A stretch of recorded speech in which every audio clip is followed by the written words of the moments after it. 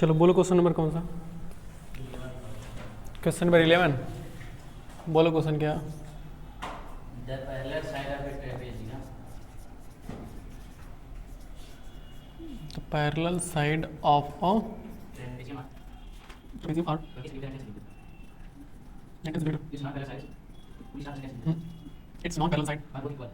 Are Both equal. अच्छा both equal. Each means 30 centimeters. Each Yes. each means 13 centimeters. 13 Yes. 13 centimeter. Which are 100 trapezium.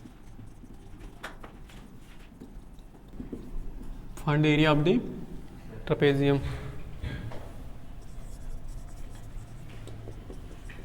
चलो सबसे पहले एक figure बनाते हैं। देखो यहाँ पे the parallel side of A trapezium. तो पैरेलल पहले एक ट्रेपेजियम बना ही लेते हैं। ट्रेपेजियम कुछ ऐसे बनेगा, ए बी सी और डी। इसमें कह रहा है कि कौन कौन साइड, अच्छा 20 सेंटीमीटर एंड 10 सेंटीमीटर है ना, तो 20 सेंटीमीटर कौन होगा, नीचे साइड वाला, और 10 सेंटीमीटर होगा ऊपर, यानी कि हो गया 20 सेंटीमीटर और ये हो गया 10 centimetre. It's non parallel sides are equal. इसके दोनों नॉन पैरेलल साइड क्या है, इक्वल है। मतलब अगर ये 5 सेंटीमीटर है तो ये भी कितना होगा, 5 सेंटीमीटर होगा। कह रहे हैं कि both equal each being 13 centimetre, find the area of the trapezium. तो हमें इस ट्रेपेजियम का क्या फाइंड करना है, एरिया फाइंड करना।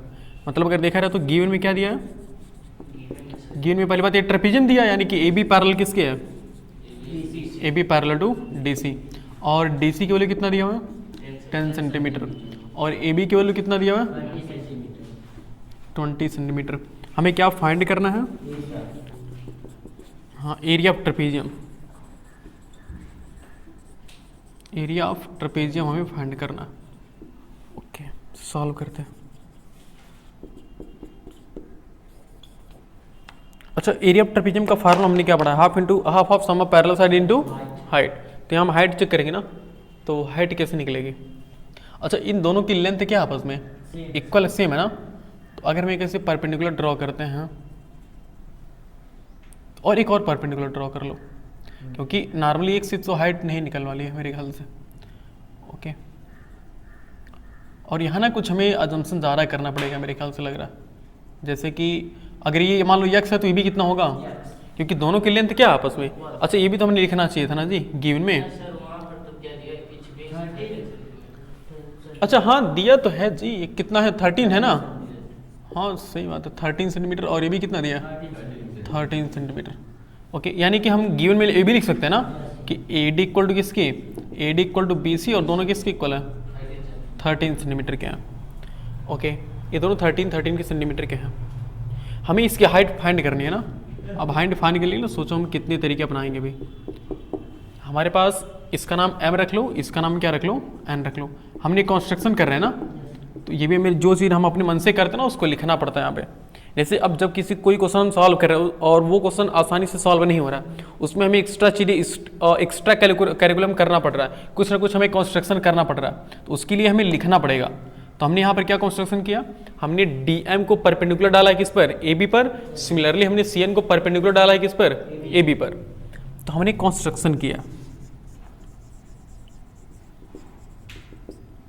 हमने कंस्ट्रक्शन क्या किया कि DM पैरेलल टू किस पर, DM perpendicular on AB and और CN is also perpendicular on AB। हमने दो परपेंडिकुलर ड्रॉ किए ऐसे, ये उसके बाद अब सॉल्व करते हैं। देखिए अच्छा बताओ ये भी परपेंडिकुलर है, तो ये क्या हम बोल सकते हैं कि कितना होगा, मतलब ये 90 डिग्री होगा ना, और ये भी कितना होगा 90 डिग्री। अच्छा 20 क्या है, टोटल है ना, तो अगर हम इसको x लेट कर लें। अच्छा एक बात बताओ, थोड़ा इसके बारे में सोचना हमें पड़ेगा, ये टोटल कितना है, टोटल 20 है ना। ओके अब एक बात ये सोचो कि जब हमने इस पर परपेंडिकुलर डाला, इस पर हमने परपेंडिकुलर डाला, तो एक ही लाइन सेगमेंट पर दो परपेंडिकुलर लाइंस, एक ही लाइन पर दो परपेंडिकुलर लाइंस आपस में क्या होती हैं, पैरेलल होती हैं। और जब ये इस पर परपेंडिकुलर है तो ये जब DM लाइन सेगमेंट इस AB पर परपेंडिकुलर है, तो यही लाइन सेगमेंट इस DC पर भी परपेंडिकुलर होगा, क्योंकि दोनों लाइन कैसी हैं, पैरेलल है, दोनों लाइन पैरेलल है। तो पैरेलल होने की वजह से जो एंगल यहाँ बनेगा वही एंगल यहाँ भी बनेगा। तो ये 90 डिग्री है, तो ये भी कितना हो जाएगा 90 डिग्री। और जब ऐसा हो रहा है तो ये क्या बन गया बताओ, सब के सब एंगल 90 डिग्री हो गए। स्क्वायर नहीं कहेंगे ना, हम रेक्टेंगल कह सकते हैं। बोलो भाई, स्क्वायर में क्या होती है? स्क्वायर की प्रॉपर्टी होती है कि सभी साइड्स इक्वल होनी चाहिए ना। तो यहाँ पर कहाँ सारी साइड इक्वल हो रही है? तो सिर्फ हम रेक्टेंगल कह सकते हैं कि चारों साइड क्या इक्वल है। तो अब बताओ मुझे, जब ये 10 सेंटीमीटर है तो ये कितना होगा? 10 सेंटीमीटर होगा। और इसको हम एच मान सकते हैं। एच मतलब हाइट होती है, इसी वजह से हम एच मान रहे हैं। तो एच ये है तो ये भी एच होगा ना, क्योंकि दोनों क्या है? अपोजिट साइड है। अपोजिट साइड है ना, इक्वल है। और ये सोचो, अच्छा टोटल कितना था ये? हमने 10 तो ये लिख लिया, तो बाकी ये और ये मिलकर के कितना होंगे? नहीं जरूरी थोड़ी कि कोई बराबर बराबर होंगे। हाँ, तो अगर हम इसको x सिलेक्ट करें तो ये कितना होगा? 10 माइनस एक्स होगा ना। इतना सोच पा रहे हो? यही मेन चीज है। टोटल 20 था, इतना हमने 10 जब कर दिया तो बाकी बचा 10। तो अगर हमने इसको x सिलेक्ट कर लिया तो ये भी क्या होंगे? x माइनस 10 होंगे। सोच पा रहे हो? तो अगर देखो तो ये सेम ही तो होंगे ना। ये भी तो बात सही कह रहे हो कि सर ये 13 है, ये एच है, ये भी एच है, तो जो होगा ये दोनों सेम होंगे ना। तो 5 5 हो जाएंगे। सही बात है, डायरेक्टली मतलब सोच ले रहे हैं। समझ पा रहे हो कैसे? नहीं तो जब ये हम x और 10 माइनस एक्स करके लगाएंगे ना, तो हमें एक बड़ा सा एक थ्योरम मतलब एक बड़ा सा कैलकुलेशन का सामना करना पड़ेगा। एक हम बहुत बड़ा कैलकुलेशन करके तब ये चीज़ आ पाएंगे कि ये इसके इक्वल है, दोनों 5 5 के हैं। तो उससे अच्छा डायरेक्टली ये कर लेते हैं। ये कितना हो जाएगा? 5 5 में डिवाइड हो जाएगा ना ये 5 5। हालांकि हम वो लिखेंगे, देखो कैसे कांग्रुएंसी समझते हो? हमने कांग्रुएंसी थोड़ा बहुत बताया था ना। कांग्रुएंसी की कितनी क्राइटेरिया होती हैं? बोलो। 5 क्राइटेरिया होती है ना। कौन कौन क्राइटेरिया होती थी? बोलो। क्राइटेरिया होती थी side side side, side angle, side angle, side angle, angle angle और RHS। बस ये तो होती है 5। तो इनमें से कोई मैच कराएंगे। देखो ये 90 डिग्री है। हाँ, ये भी क्या है? और ये इसके इक्वल है, और ये इसके इक्वल है कि नहीं है? बस right angle hypotenuse any one side, right angle hypotenuse any one side. दोनों ट्रायंगल क्या हो गए? कांग्रुएंट। तो जब दोनों ट्रायंगल कांग्रुएंट हो गए तो दोनों के हाइट, दोनों की जब कांग्रुएंट हो गए तो वहां से AM इक्वल टू क्या होगा? NB हो गया। AM इक्वल टू NB हो गया ना। जब NB की इक्वल हो गया तो बस 5 ही मिल गया। जब ये मिल जाएगा उसके बाद क्या करेंगे? मान लो 5 मिल गया हमें, तो अब क्या करेंगे? अब हम इसमें पाइथागोरस लगाएंगे ना। हमें हाइट को फाइंड करना है। तो अब ये हाइपोटेनस, देखो यहाँ पर पाइथागोरस लगाओगे तो हाइपोटेनस ये मिल जाएगा ना इस साइड। तो जब ये जैसे ही h मिला तुरंत हम एरिया फाइंड कर लेंगे कि sum of parallel side into height हो जाएगा। तो उसके लिए हमने कंस्ट्रक्शन कर लिया। अब लिखेंगे सच दैट यम, अभी तो ये रेक्टेंगल लिखो, MNCD। MNCD क्या हो जाएगा? Is a rectangle. जब ये रेक्टेंगल हो गया, देखो MNCD एक रेक्टेंगल हो गया, तो हम कह सकते हैं कि DC किसके इक्वल होगा? DC इक्वल होगा MN के। सही है? दोनों की लेंथ क्या हो जाएगी? इक्वल हो जाएगी। और सच दैट, और एक काम करते रुक जाओ, और सच दैट अब ये MN कितना, हमने 10 लिख लिया ना। देखो यानी कि DC कितना है? DC 10 है, तो MN भी कितना हो गया? यानी हम कह सकते हैं कि MN भी कितना हो गया? MN भी हमारा 10 सेंटीमीटर हो गया। MN भी कितना हो गया? 10 सेंटीमीटर हो गया। ओके। और जब ये 10 सेंटीमीटर हुआ तो बाकी जो AM है और NB है दोनों का सम कितना होगा? 10 होगा ना। देखो सच दैट अगर हम सब लिखना चाहें AB को, अच्छा AB को क्या लिखना चाहोगे? AB को क्या लिखना चाहोगे? AM, MN, NB लिख सकते हो ना। तो AM, देखो AM, MN प्लस NB सब लिख सकते हैं ना। तो AB कितना है बोलो? AM कितना है? नहीं पता। अरे हमें वही तो निकालना है 5। MN कितना है? ये तो हमने निकाला हुआ है ना, 10 है। और NB कितना? नहीं पता। तो इस 10 को राइट में शिफ्ट कर लो लेफ्ट में। तो 20 माइनस क्या हो गया? 10 इक्वल टू AM और प्लस NB। सोच पा रहे हो? तो कितना हो गया? 10 equal to AM plus NB। सही है ना? दोनों चीजें मिल गई। यानी AM और NB दोनों का सम कितना हो गया? दोनों का सम 10 हो गया। ओके, अब इसको यहीं पर छोड़ते हैं। लिखेंगे सच। अब हम इन दोनों ट्रायंगल को कांग्रुएंट कर लेना। तो in triangle AMD and triangle MBC।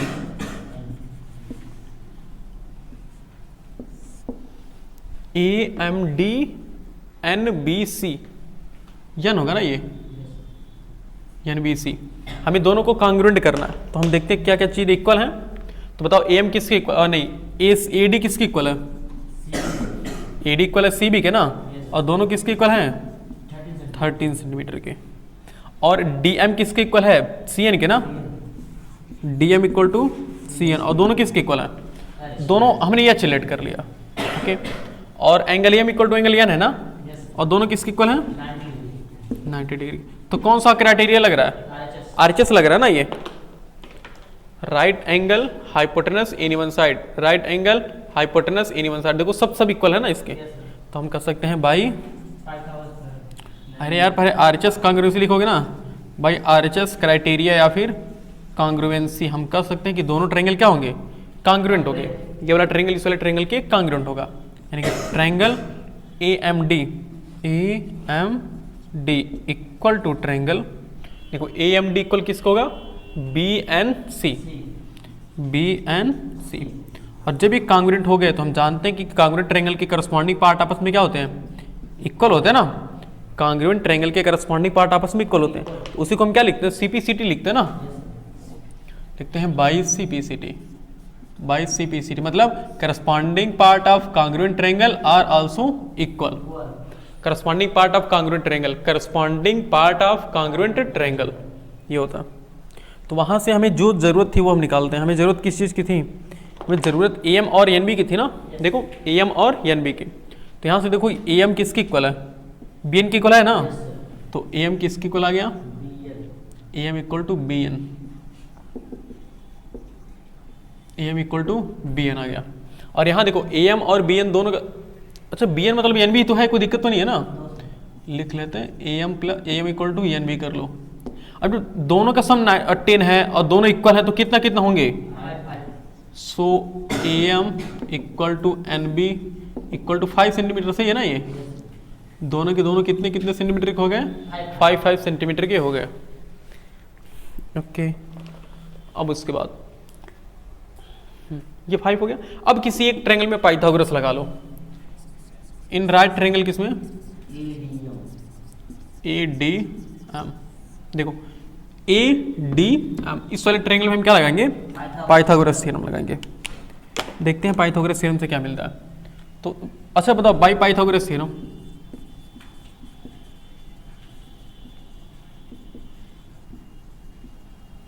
By Pythagoras theorem. तो पाइथागोरस थ्योरम क्या कहता है कि हाइपोटेनस का स्क्वायर किसके इक्वल होता है, परपेंडिकुलर का स्क्वायर प्लस बेस का स्क्वायर। तो हाइपोटेनस क्या है बताओ इस वाले ट्रायंगल में, अरे हाइपोटेनस क्या है 13 है ना। 90 डिग्री के ठीक सामने वाली साइड को हम क्या बोलते हैं, 90 डिग्री की ठीक सामने वाली साइड को हम क्या बोलते हैं, हाइपोटेनस। तो हाइपोटेनस कितना हो गया 13 स्क्वायर, और परपेंडिकुलर कितना है h है ना, h का स्क्वायर प्लस बेस कितना हमारे पास 5 का स्क्वायर। तो 13 का स्क्वायर कितना होता है 169, हाइपोटेनस ये स्क्वायर प्लस और ये 5, ये हाइट है याद रखना, इसको लेफ्ट में शिफ्ट कर लो तो 169 minus 25 equal to h square. ये कितना आएगा 144 इक्वल टू h स्क्वायर। तो h स्क्वायर इक्वल टू कितना हो गया 144, तो h कितना हो गया, तो h इक्वल हो गया ओवर रूट ऑफ 144, और 144 किसका स्क्वायर होता है 12 का। सो हाइट, अब जाकर के हाइट हमें पता चली कि हाइट कितनी है 12 सेंटीमीटर। अब जब हाइट पता चल गई तो क्या हम निकाल नहीं लेंगे एरिया जी, half of sum of parallel side into height, हो जाएगा ना सॉल्व। नोट करो इस टाइप का क्वेश्चन है ये, थोड़ा सा हाँ कह सकते हैं कि सबसे अलग क्वेश्चन है, मतलब इतना बड़ा नहीं आया था इसके पहले क्वेश्चन है ना। हमें सिर्फ दोनों पैरेलल साइड दिया रहता था, हमें हाइट दी रहती थी, बस हमें फार्मूला लगाना था और क्वेश्चन आंसर आ जाता था। लेकिन इसमें थोड़ा सा हमें हाइट न दे करके ना हमें इस नॉन पैरेलल साइड की लेंथ दे दिया था। तो जिसके लिए यही तरीका है तुम्हारे पास कि क्या करो, एक परपेंडिकुलर ड्रॉ करना पड़ता है, कंस्ट्रक्ट करना पड़ता है, उसके बाद किसी भी तरीके से यहाँ से ये साइड हमें चेक करनी पड़ती है, जो ये साइड होती है वही साइड ये होती है। तो जो बचा था हमने दोनों को इक्वल इक्वल पार्ट में बांट दिया, क्यों, क्योंकि दोनों नॉन पैरेलल साइड क्या थी इक्वल। अगर ये नॉन पैरेलल साइड इक्वल नहीं होती तो हम इसको इक्वल इक्वल नहीं बांट सकते थे, उसके लिए अलग फार्मूला लगता, मतलब अलग कॉन्सेप्ट ही लगता। नोट कीजिए।